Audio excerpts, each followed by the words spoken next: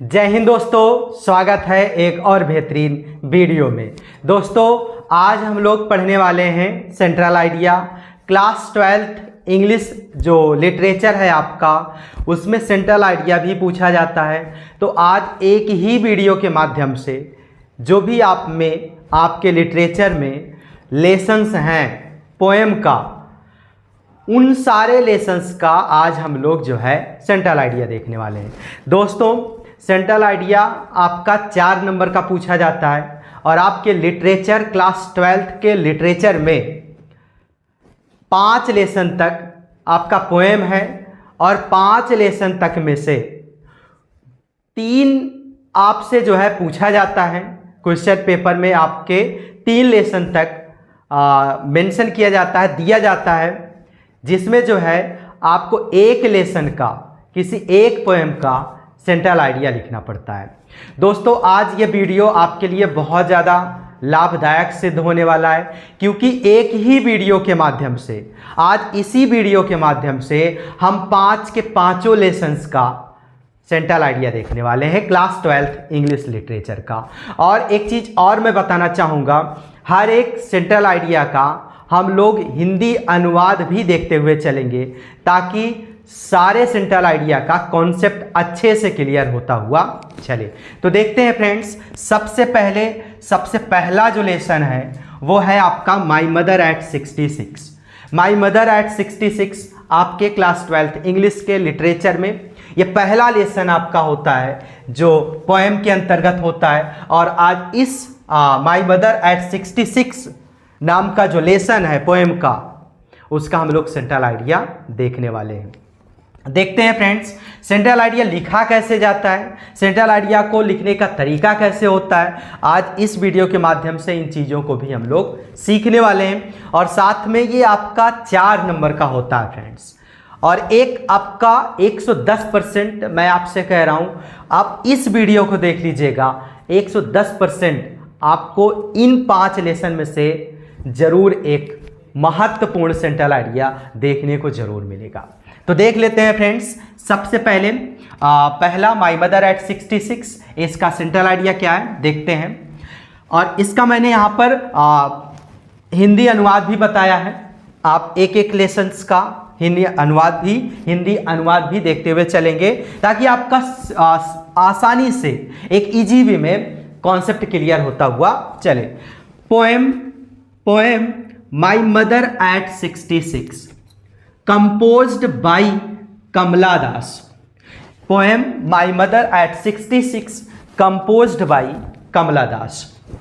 Friends आप अगर सबसे पहली लाइन सेंट्रल आइडिया में ऐसे लिखते हैं पोएम और उस लेसन का नाम और फिर कंपोज्ड बाई उस पोएट, मतलब कि वो जो कवि या कवित्री हैं, पोएट या पोएटेस हैं, उनका नाम आप ब्लैक पेन से अगर इस तरीके से मेंशन करते हैं और इस लेसन को इस तरीके से मेंशन करते हैं और साथ में इन्वर्टेड कॉमा भी लगाते हैं, तो आपका वो सही तरीका माना जाता है, एक सही वे में माना जाता है कि आप सेंट्रल आइडिया सही तरीके से लिख रहे हैं। तो कुछ इस तरीके से पहली लाइन को आपको लिखना है, पोएम माई मदर एट 66, इसको ब्लैक पेन से इन्वर्टेड कॉमा से क्लोज कर देना। कंपोज्ड बाई, फिर जो पोएटेस या पोएट हैं उनको भी आप ब्लैक पेन से लिखिए, इन्वर्टेड कॉमा में क्लोज कर दीजिए, ताकि एक सही वे में रहे। जो मतलब मेन इसमें पॉइंट्स हैं वो आपका अलग ही दिखे, इससे आपका जो एग्जामिनर होगा वो प्रभावित होगा आपके लिखने के तरीके से, और पूरे में पूरा नंबर आपको मिल जाएगा। तो इसलिए poem my mother eight 66 composed by Kamala Das, based on the theme of advancing age and the fear of loss and separation associated with it. Important because it was the poetess undergoes a plethora of emotions when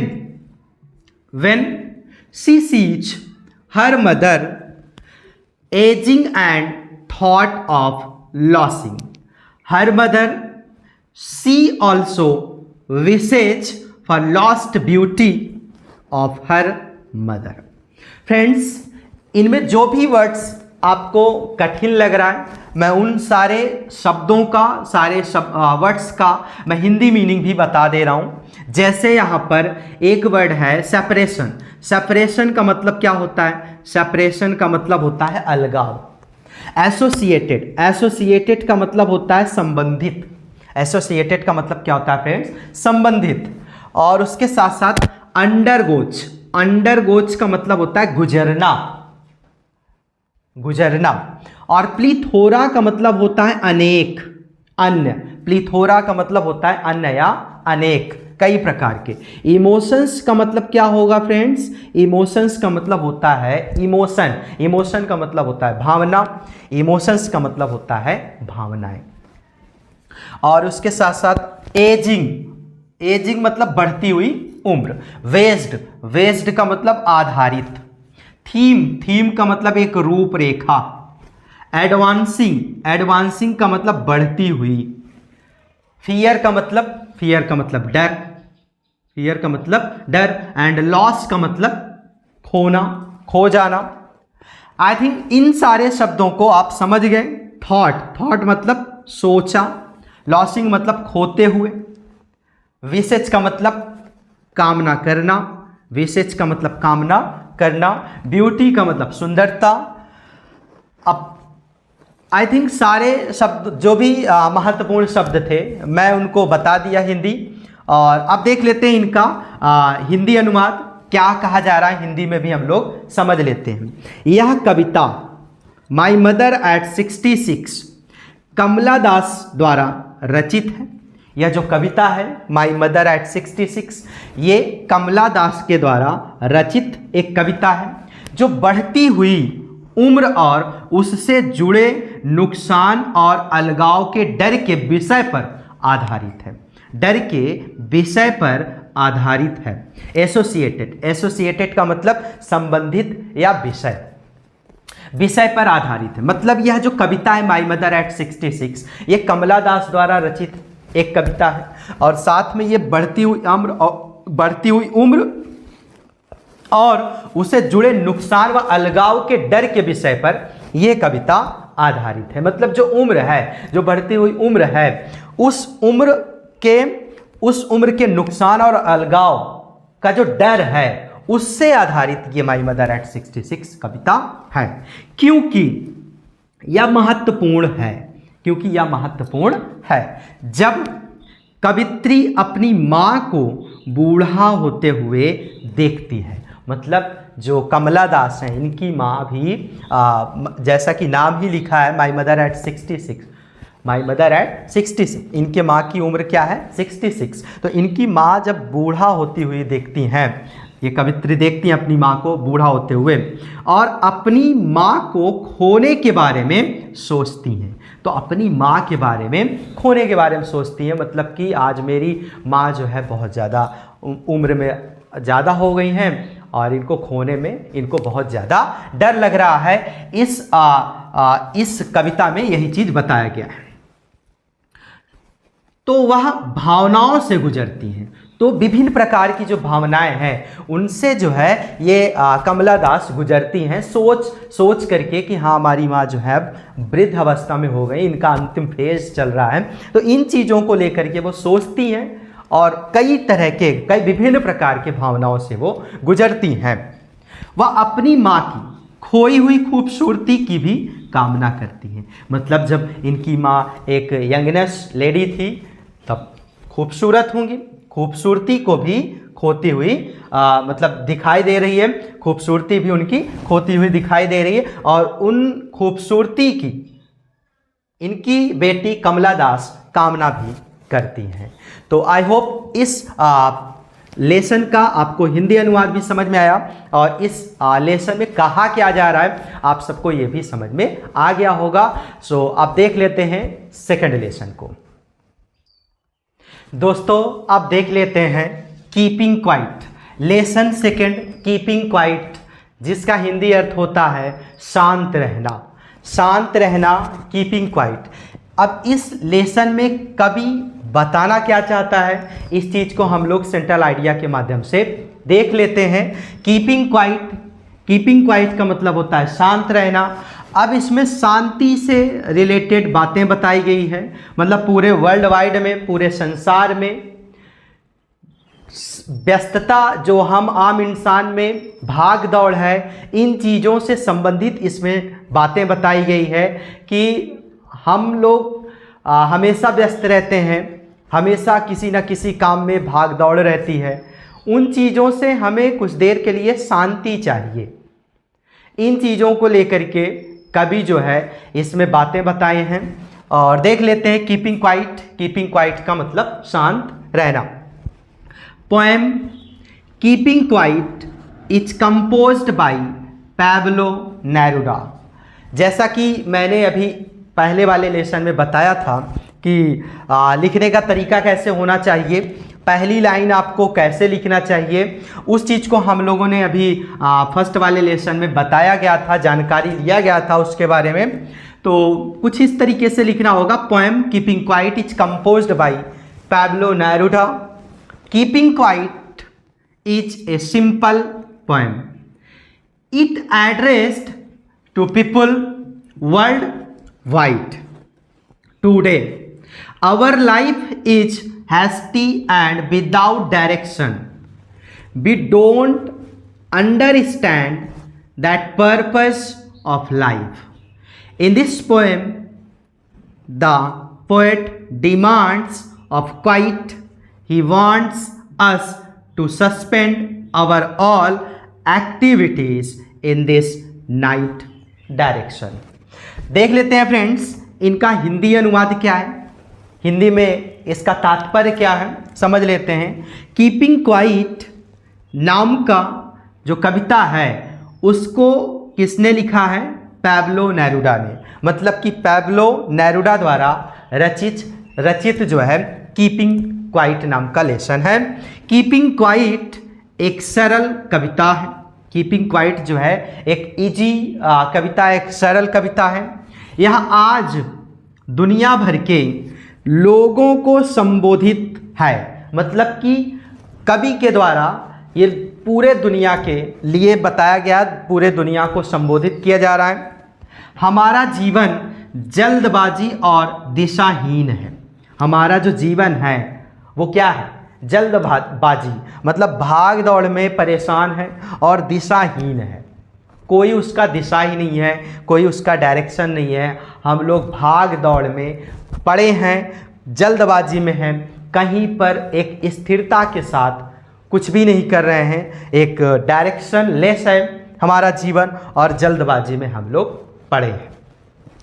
हम जीवन के उस उद्देश्य को नहीं समझते हैं। हमारे जीवन का उद्देश्य क्या है, हमारे जीवन का सही पर्पज क्या है, हम उन चीज़ों को नहीं समझते हैं, उन चीज़ों पर ध्यान नहीं देते हैं, उन चीज़ों पर गंभीरता से नहीं सोचते हैं। हमारा जीवन जल्दबाजी और दिशाहीन के पीछे भाग रहा है। हमारा जीवन जल्दबाजी में है। हमारा जीवन किसी भी डायरेक्शन की तरफ सही और स्थिरता के साथ नहीं जा रहा है। हमारे जीवन का सही लक्ष्य क्या है, हमारे जीवन का सही उद्देश्य क्या है, इन चीज़ों को हम समझ नहीं पा रहे हैं। कवि के कहने का मतलब यहाँ पर यही है। इस कविता में कवि शांति की मांग करता है। मतलब इस कविता, जैसा कि नाम है कीपिंग क्वाइट, इसमें कवि जो है हम दुनिया भर के लोगों से शांति की मांग करता है। मतलब कि इस व्यस्त भरे जीवन से कुछ देर के लिए आप स्थिर हो जाओ, कुछ देर के लिए आप रुक जाओ, कुछ देर के लिए आप रेस्ट करो, कुछ देर के लिए आप आराम करो। इन चीज़ों की मांग कवि जो है हम दुनिया भर के लोगों से करता है। जिन लोगों को आप देख रहे हैं कि भाग दौड़ के जीवन में पड़े पड़े हैं, यहाँ वहाँ, कोई उनका डायरेक्शन फिक्स नहीं है, कोई उनकी स्थिरता नहीं है, कोई काम क्या कहते हैं स्थिर रूप से नहीं कर रहे हैं, जल्दबाजी में है। तो हम लोगों से, हम इंसानों से, जो दुनिया भर में लोग हैं, जो व्यस्त हैं, जो भाग दौड़ की दुनिया में व्यस्त हैं, उनसे कवि की सिर्फ एक चाह है कि आप कुछ देर के लिए शांत रहो, आप शांति का प्रतीक दो। ये कवि की मनसा है। हम लोगों से। ये कवि की मंशा है। हम जीवन के उस उद्देश्य को नहीं समझते हैं। इस कविता में कवि शांति की मांग करता है। वह चाहता है कि हम रात की दिशा में अपनी सभी गतिविधियों को स्थगित कर दें। मतलब कि हम दिन रात हमेशा भाग दौड़ में पड़े हैं, हमेशा भाग दौड़ में लगे हुए हैं। और कवि की ये मांग है, कवि की ये मंशा है, कवि की ये चाह है, कवि की ये इच्छा है कि हम लोग रात में तो स्थिर रहें, रात में तो एकदम आराम करें, शांति का प्रतीक रखें, शांति का माहौल बनाएं। रात में तो सारे गतिविधियों को कैंसिल कर दें, सारे गतिविधियों को रोक दें, सारे गतिविधियों को स्थगित कर दें। कम से कम रात में तो शांति बनाओ। ये कवि की चाह है हम लोगों से। अब हम लोग देख लेते हैं जो इंपॉर्टेंट वर्ड मीनिंग है, जैसे कि एड्रेस्ड, संबोधित करना। एड्रेस का मतलब संबोधित करना, एड्रेस्ड का मतलब संबोधित किया। वर्ल्ड वाइड, पूरे संसार, दुनिया भर। हैस्टी का मतलब जल्दबाजी। विदाउट डायरेक्शन का मतलब दिशाहीन, जिसका कोई दिशा ना हो। अंडरस्टैंड का मतलब समझना। पर्पज का मतलब उद्देश्य। डिमांड्स का मतलब मांग। क्वाइट का मतलब शांति। सस्पेंड का मतलब रोकना, स्थगित करना, स्टॉप करना। एक्टिविटीज का मतलब गतिविधियों को। डायरेक्शन का मतलब दिशा। सो फ्रेंड्स, उम्मीद करता हूँ आपको ये पोएम भी अच्छे से समझ में आया होगा, अर्थात इस पोएम का सेंट्रल आइडिया अच्छे से समझ में आया होगा। अब देख लेते हैं लेसन थर्ड। लेसन थर्ड का नाम ए थिंग्स ऑफ ब्यूटी है, और ए थिंग्स ऑफ ब्यूटी का हम लोग अब सेंट्रल आइडिया को देख लेते हैं। दोस्तों, अब देख लेते हैं लेसन थर्ड, जिसका नाम है a things of beauty. A things of beauty मतलब कि सुंदरता की वस्तुएं, सुंदरता की वस्तुएं। अब ये एक लेसन है, लेसन थर्ड है। इसका सेंट्रल आइडिया क्या है और इसमें कवि हम लोगों को बताना क्या चाहता है, इस चीज को हम लोग देख लेते हैं। द पोएम, दोस्तों जैसा कि मैंने बताया था, पहली लाइन आपकी जो होनी चाहिए वो किस तरीके से होनी चाहिए सेंट्रल आइडिया को लिखते समय, तो उस चीज को मैंने यहां पर भी लिखा है। The poem a things of beauty is composed by John Keats. The poem a things of beauty is composed by John Keats. A things of beauty tell us that the beautiful things are the source of great joy and happiness. A things of beauty tell us that the beautiful things are the source of great joy and happiness. Things of beauty never end. Things of beauty never end. Therefore, beautiful things are worth treasuring with the passing of time.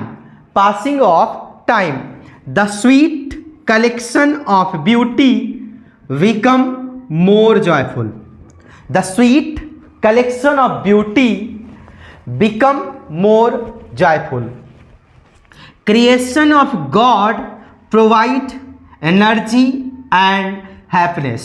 Creation of God provide energy and happiness. Things around us make us feel happy. Things around us make us feel happy. अब इसका हम लोग देख लेते हैं हिंदी में अनुवाद, हिंदी में कहा क्या जा रहा है, इस चीज को हम लोग समझ लेते हैं। ए थिंग्स ऑफ ब्यूटी कविता जॉन कीट्स के द्वारा रचित है। ए थिंग्स ऑफ ब्यूटी नाम का जो लेसन है, जो कविता है, इसको जो है जॉन कीट्स ने रचित किया है, मतलब जॉन कीट्स के द्वारा ये कविता रचित की गई है। ए थिंग्स ऑफ ब्यूटी हम सभी को बताती है कि जो सुंदर वस्तुएं होती हैं, जो नेचुरल वस्तुएं होती हैं और साथ में जो नेचुरल ब्यूटी वाली वस्तुएं होती हैं, वो खुशियों और आनंदों का स्रोत होती हैं। मतलब जिन चीज़ों को भगवान ने बनाया है, जिन चीज़ों को ईश्वर ने बनाया है, जो प्रकृति वाली वस्तुएं हैं, जो नेचुरल ब्यूटी है, उन नेचुरल ब्यूटी को हम लोग जो है एक खुशियों का और आनंदों का स्रोत मानते हैं। वो क्या है? जॉय और हैप्पीनेस का सोर्स है। नेचुरल ब्यूटी हैप्पीनेस का और जॉय का एक सोर्स है, एक स्रोत है, ऐसा कवि का कहना है। सुंदरता की वस्तुएं कभी समाप्त नहीं होती। जो प्रकृति की वस्तुएं हैं, जो नेचुरल ब्यूटी होती हैं दोस्तों, वो कभी समाप्त नहीं होती हैं, उनका एंड नहीं होता है कभी, वो लगातार अनवरत चलती रहती है। नेचुरल ब्यूटी कभी समाप्त नहीं होती है। जो प्रकृति, जो हमारे आपके चारों तरफ इन्वायरमेंट हैं, वो कभी नष्ट नहीं होती हैं। वो नेचुरल ब्यूटी कभी समाप्त नहीं होती है। जो प्रकृति के चारों तरफ फैला हुआ है, जो इन्वायरमेंट के रूप में चारों तरफ फैला है, वो ब्यूटी, वो थिंग्स ऑफ ब्यूटी कभी समाप्त नहीं होती, ऐसा कवि का कहना है। इस प्रकार जो सुंदर वस्तुएं हैं वो समय के साथ संजोने लायक होती हैं, संजोने लायक होती हैं। इस प्रकार जो सुंदर वस्तुएं होती हैं, जो नेचुरल वस्तुएं होती हैं, उनको हम समय के साथ संजो लें, ज़्यादा अच्छा रहेगा। ये कवि के कहने का तात्पर्य है, जिससे सुंदरता का मधुर संग्रह और अधिक आनंदमय हो जाए, जिससे सुंदरता का मधुर संग्रह और अधिक आनंदमय हो जाता है। ईश्वर की रचना ऊर्जा और खुशी प्रदान करती है। जिन चीज़ों को ईश्वर ने बनाया है, जो चीज़ नेचुरल है, वो क्या प्रदान करती है? वो खुशियों को प्रदान करती है और साथ में एनर्जी को भी प्रोवाइड करती है। जो नेचुरल ब्यूटी होती है, ईश्वर की बनाई हुई जो वस्तु है, वो हम सबको खुशियाँ प्राप्त करती हैं, वो हम सबको एनर्जी देती हैं, वो हम सबको पावरफुल बनाती हैं, वो हम लोगों को ऊर्जावान बनाती हैं। जो नेचुरल ब्यूटी है, जो नेचुरल थिंग्स हैं, जो ईश्वर के द्वारा बनाई हुई वस्तु है। चारों तरफ की सुंदरता वस्तुएं, चारों तरफ की सुंदर वस्तुएं खुश रहने का एहसास भी दिलाती हैं। जो हम सबके चारों तरफ इन्वायरमेंट के रूप में नेचुरल थिंग्स हैं, जो नेचुरल ब्यूटी हैं, जो चारों तरफ फैली हुई हैं, वो एक खुश होने का, एक आनंदमय रहने का एहसास दिलाती है। अगर हम लोगों के चारों तरफ जो नेचुरल ब्यूटी है वो समाप्त हो जाए, वो कम हो जाए, तो हम लोगों को जीवन को जीने के लिए बहुत ज़्यादा परेशानी उठानी पड़ेगी और साथ में बहुत ज़्यादा जीवन को जीने में कठिनाई होगी। इसलिए नेचुरल ब्यूटी का हमारे चारों तरफ जो इन्वायरमेंट है, जो वस्तुएं हैं, जो नेचुरल ब्यूटी है, जो प्रकृति के द्वारा बनाई हुई वस्तुएं हैं, जो थिंग्स ऑफ ब्यूटी हैं, इन चीज़ों का होना हम आपके बीच में बेहद ज़रूरी है। एक स्वस्थ जीवन जीने के लिए, एक अच्छे जीवन को व्यतीत करने के लिए, एक निरोगी जीवन व्यतीत करने के लिए इन चीज़ों की आवश्यकता बहुत ज़रूरी होती है। और इन चीज़ों को स्वस्थ रखने के लिए, स्वच्छ रखने के लिए, इन चीज़ों को बरकरार रखने के लिए, इन चीज़ों को अनवरत चलने के लिए हमारी और आपकी ये प्राथमिकता है, ये वरीयता है, ये फर्स्ट प्रायोरिटी है कि इन चीज़ों को बनाए रखें, इन चीज़ों को अच्छे से संजोए रखें, स्वच्छ रखें। अपने और हमारे और आपके बीच का जो इन्वायरमेंट है उनको बनाए रखें, उनका देखभाल करें। जब ही ये सुंदरता की वस्तुएं, ये नेचुरल ब्यूटी कायम रहेंगी और हमारा और आपका जो स्वास्थ्य है वो भी अच्छा रहेगा। उम्मीद करता हूँ आपको ये सेंट्रल आइडिया भी बेहद अच्छे ढंग से समझ में आया होगा। अब हम लोग देख लेते हैं दोस्तों, इनमें जो महत्वपूर्ण वर्ड्स है उनकी मीनिंग, हिंदी मीनिंग क्या होती है देख लेते हैं। थिंग्स का मतलब वस्तु में, ब्यूटी का मतलब सुंदरता की, टेल का मतलब बताना, सोर्स का मतलब क्या होता है दोस्तों, सोर्स का मतलब होता है साधन, स्रोत, जॉय का मतलब आनंद, हैप्पीनेस का मतलब खुशियां, नेवर का मतलब कभी नहीं, एंड का मतलब समाप्त, देयरफॉर का मतलब इसलिए, वर्थ का मतलब क्या होता है दोस्तों, वर्थ का मतलब कीमत भी होता है, वर्थ का मतलब लायक भी होता है, यहां पर लायक से मतलब होगा। ट्रीजरिंग का मतलब क्या होता है, संजोना, संजोना, एक जगह पे इसको खजाना के रूप में रखना, ट्रेजरिंग का मतलब। पासिंग ऑफ टाइम का मतलब होता है समय के साथ, पासिंग ऑफ टाइम का मतलब समय के साथ। स्वीट कलेक्शन का मतलब मधुर संग्रह, स्वीट कलेक्शन का मतलब मधुर संग्रह। जॉयफुल का मतलब आनंदमय। क्रिएशन का मतलब क्रिएशन ऑफ गॉड, भगवान के द्वारा बनाई हुई चीजें, भगवान के द्वारा, क्रिएशन ऑफ गॉड का मतलब ईश्वर की जो बनाई हुई चीज है। प्रोवाइड का मतलब क्या होता है, प्रदान करना। एनर्जी का मतलब क्या होता है, ऊर्जा। हैप्पीनेस का मतलब खुशियां। फील का मतलब एहसास दिलाना, फील का मतलब एहसास दिलाना। सो फ्रेंड्स, उम्मीद करता हूं आपको ये सेंट्रल आइडिया समझ में आया होगा। अब हम लोग देख लेते हैं लेसन 4, लेसन 4 जिसका नाम है a road side of stand, a road side of stand. इस पोएम का हम लोग अब देख लेते हैं सेंट्रल आइडिया। दोस्तों अब देख लेते हैं ए road side stand, a road side stand. अब इस लेसन का हम लोग देख लेते हैं सेंट्रल आइडिया। ए रोड साइड स्टैंड जिसका मतलब होता है सड़क के किनारे ठेला।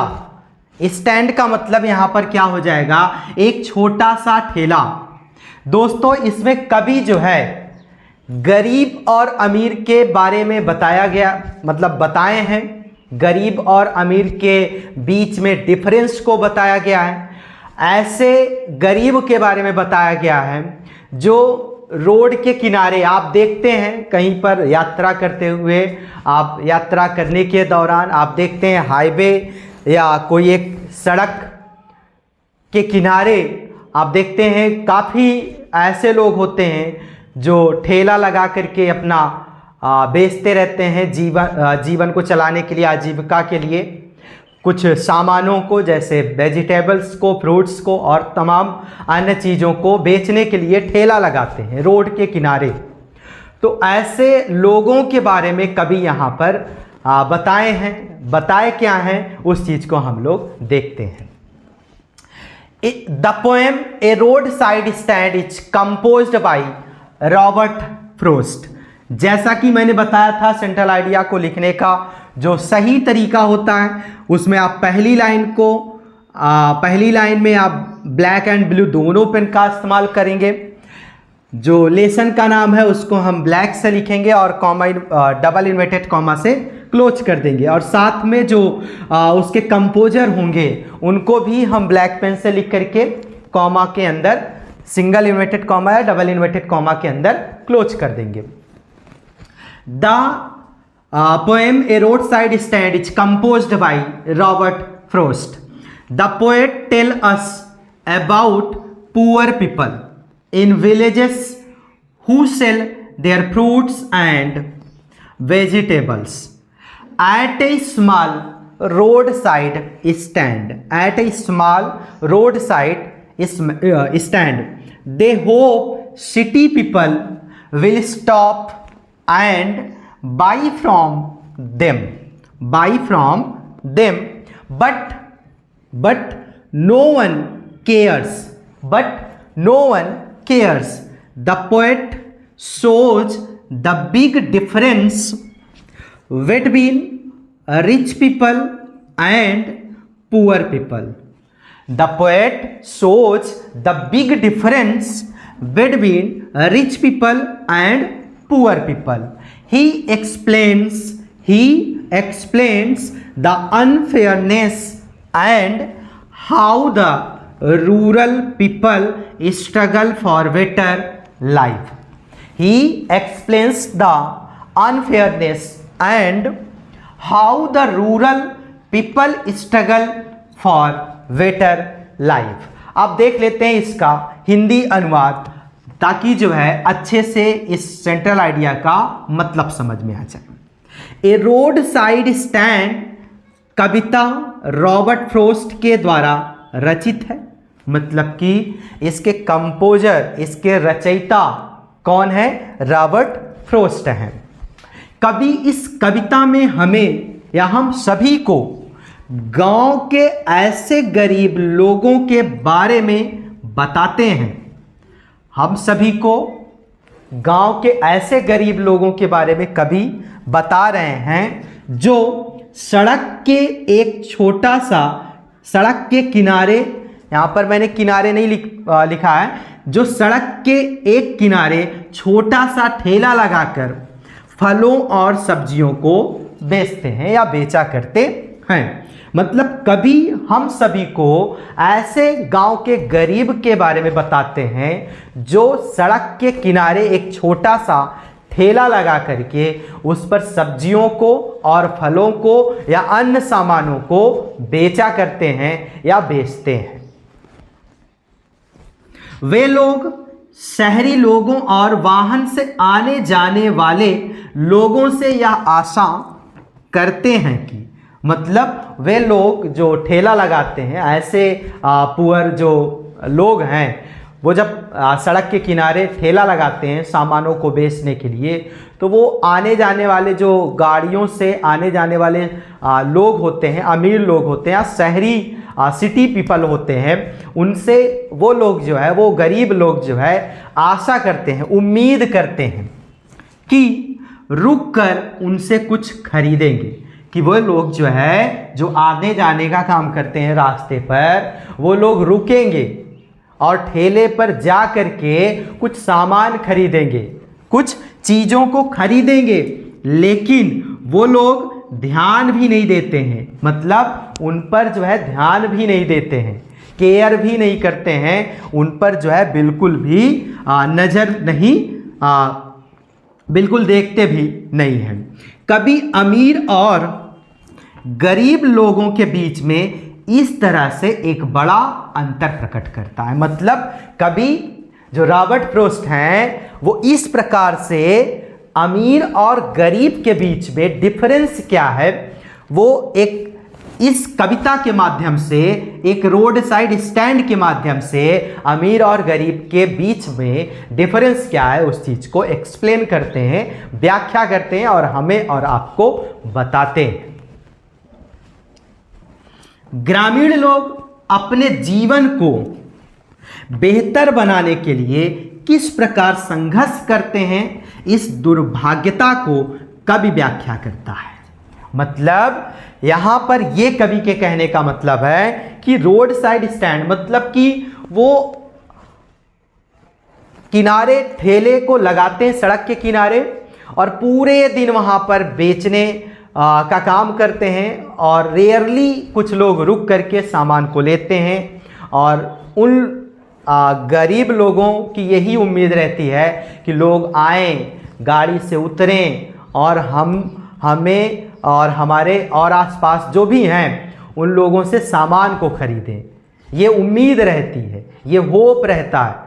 बट अमीर लोग अपनी गाड़ी को ऐसे भगाते हुए जाते हैं कि समझ में ही नहीं आता है और ध्यान भी नहीं देते हैं, देखते भी नहीं। तो इस प्रकार जो है कवि यहाँ पर अमीर और गरीब के बीच में डिफरेंस को बताएं। आई होप आप सबको ये वाला भी लेसन अच्छे से समझ में आया होगा, इसका सेंट्रल आइडिया भी बेहतर तरीके से समझ में आया होगा। अब हम लोग देख लेते हैं जो इसमें महत्वपूर्ण वर्ड मीनिंग है उनकी हिंदी। क्या हो सकता है? रोड साइड स्टैंड, सड़क के किनारे का ठेला। रोड साइड स्टैंड का मतलब क्या हो जाएगा? सड़क के किनारे का ठेला।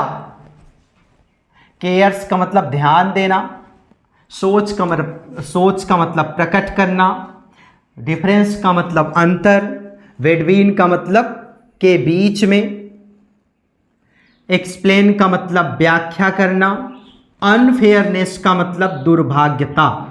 अनफेयरनेस का मतलब दुर्भाग्यता। एंड हाउ द रूरल का मतलब होता है फ्रेंड्स ग्रामीण। पीपल का मतलब लोग। स्ट्रगल का मतलब संघर्ष करना। बेटर का मतलब बेहतर। और लाइफ का मतलब जीवन। तो इस प्रकार जो है इन सारे शब्दों की हिंदी मीनिंग हो जाएगी। आई होप आप सबको ये लेसन भी बेहतर तरीके से समझ में आया होगा। अब हम लोग लेसन 5 जो लास्ट लेसन है उस लेसन का सेंट्रल आइडिया देख लेते हैं। सो दोस्तों अब देख लेते हैं लास्ट लेसन जिसका नाम है आंट जेनिफर्स टाइगर। लेसन 5 जिसका नाम है aunt Jennifer's tiger.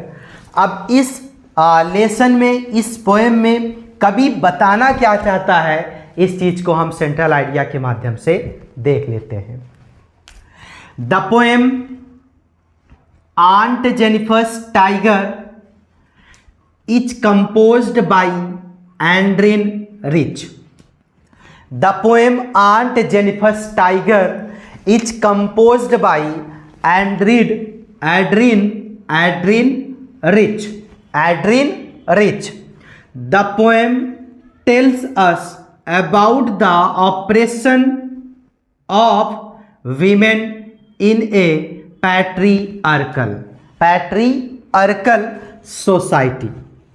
Aunt Jennifer's trapped in an unhappy marriage expresses her suppressed desires and strength through her embroidery of fearless tigers. The poem highlights the contrast between her own weakness and the boldness of the tigers, symbolizing women's struggle for freedom and self-expression. दोस्तों अब देख लेते हैं इस sentence का हिंदी अनुवाद। इस central idea में कहा क्या जा रहा है इस चीज को हम लोग देख लेते हैं।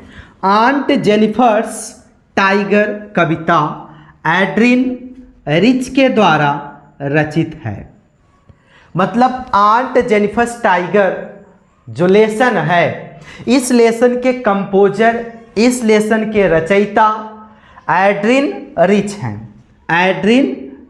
हैं जिन्होंने आंट जेनिफर्स टाइगर नाम के लेसन को रचित किया है। यह कविता एक पुरुष प्रधान समाज में महिलाओं के दमन को दर्शाती है।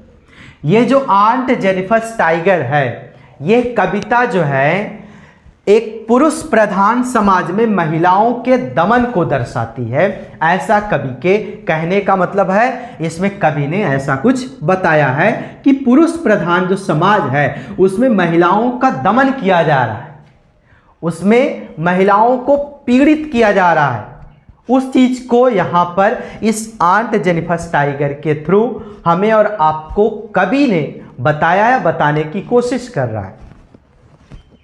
आंटी जेनिफर जो अपने असंतोष विवाह में बंधी हुई हैं, अपनी दबाई हुई इच्छाओं और ताकत को निडर बाघों की कढ़ाई के माध्यम से व्यक्त करती है।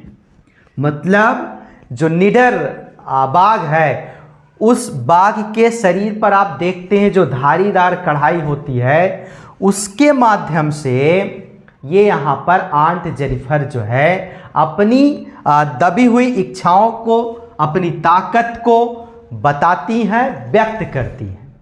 वो कढ़ाई कर रही हैं, जैसे टाइगर के ऊपर जो है धारीदार लाइन लगा रहता है, उस चीज़ की कढ़ाई करके उस चीज़ की कढ़ाई करते हुए अपनी इच्छाओं और ताकत को व्यक्त करती हैं। कौन? जेनिफर्स। कौन? जेनिफर्स। यह कविता उनकी कमजोरी और बाघों की निर्भीकता के अंतर को दिखाती है। यह कविता आंट जेनिफर की कमजोरी और बाघों की निर्भीकता के अंतर को दिखाती है, जो महिलाओं के स्वतंत्रता, आत्म अभिव्यक्ति के संघर्ष का प्रतीक है। मतलब कहने का मतलब ये हुआ फ्रेंड्स, कुछ महिलाएं या कुछ महिलाओं की शादी, कुछ महिलाओं का विवाह ऐसे घर में हो जाता है जहां पर उनकी इच्छाओं को दबा दिया जाता है, उनके इच्छाओं को दबा दिया जाता है, दफन कर दिया जाता है, उनकी ताकत को ख़त्म कर दिया जाता है, उनकी स्वतंत्रता को ख़त्म कर दिया जाता है, उनके स्वाभिमान को ख़त्म कर दिया जाता है और वो एक जीवित मरे हुए के समान उस घर में व्यतीत करती। जीवित तो हैं लेकिन वो मरे हुए के समान जो है वहाँ पर अपने जीवन को यापन कर रही हैं। इस चीज़ को बताया गया। और ये ऐसा कहाँ पे होता है? जो पैट्रिअर्कल सोसाइटी है, पुरुष प्रधान समाज है, जहाँ पर औरतों की सुनवाई कम होती है, वहाँ पर पुरुष के द्वारा महिलाओं को पीड़ित किया जाता है। ये कवि के कहने का तात्पर्य है और यहाँ पर ऐसा इन्होंने बताया है। अब देख लेते हैं दोस्तों जो महत्वपूर्ण शब्द हैं उनकी Hindi. The poem tell us about the operation. Operation का मतलब क्या होता है दोस्तों? ऑपरेशन का मतलब यहाँ पर होगा दमन करना। ऑपरेशन का मतलब दमन करना। पैट्रिअर्कल सोसाइटी का मतलब क्या हो जाएगा? पुरुष प्रधान समाज। पैट्रिअर्कल सोसाइटी का मतलब पुरुष प्रधान समाज। ट्रैप्ड का मतलब क्या हो जाएगा दोस्तों? ट्रैप्ड का मतलब बंधी हुई। ट्रैप्ड का मतलब बंधी हुई। मैरिज का मतलब विवाह। एक्सप्रेसेज का मतलब व्यक्त करना। सप्रेस्ड का मतलब दबी हुई। सप्रेस्ड का मतलब दबी हुई। डिजायर्स का मतलब इच्छा। डिजायर का मतलब इच्छा है, डिजायर्स का मतलब इच्छाओं। स्ट्रेंथ का मतलब ताकत, बल। थ्रू का मतलब माध्यम। एम्ब्रॉयडरी का मतलब क्या होता है? कढ़ाई। एम्ब्रॉयडरी का मतलब कढ़ाई। फियरलेस का मतलब निडर। फियरलेस का मतलब निडर। हाईलाइट्स का मतलब दिखाना। हाईलाइट्स का मतलब दिखाना। कॉन्ट्रास्ट का मतलब अंतर, डिफरेंस। कॉन्ट्रास्ट का मतलब अंतर या डिफरेंस। ऑन का मतलब खुद का। वीकनेस का मतलब कमजोरी। बोल्डनेस का मतलब निर्भीकता, ताकत। सिंबलाइजिंग का मतलब प्रतीक। सिंबलाइजिंग का मतलब प्रतीक। स्ट्रेंथ का मतलब स्ट्रगल का मतलब संघर्ष। फ्रीडम का मतलब स्वतंत्रता। फ्रीडम का मतलब स्वतंत्रता। सेल्फ का मतलब स्वयं या खुद या आत्म। एक्सप्रेशन का मतलब अभिव्यक्त। सेल्फ एक्सप्रेशन का मतलब आत्म अभिव्यक्त। आत्म अभिव्यक्त। सो फ्रेंड्स, आई होप आप सभी को लेसन 1 to 5 आज जो भी सेंट्रल आइडिया हम लोगों ने देखा वो सारे सेंट्रल आइडिया आपको समझ में आया होगा। एक ही वीडियो में आपको पूरे लेसन का सेंट्रल आइडिया आज समाप्त किया जा रहा है और उम्मीद करता हूं आप सभी को पांचों लेसन का सेंट्रल आइडिया बेहतर ढंग से समझ में आया होगा। सो फ्रेंड्स, मिलते हैं एक नेक्स्ट क्लास में एक नए वीडियो के साथ। तब तक के लिए थैंक्स अ लॉट।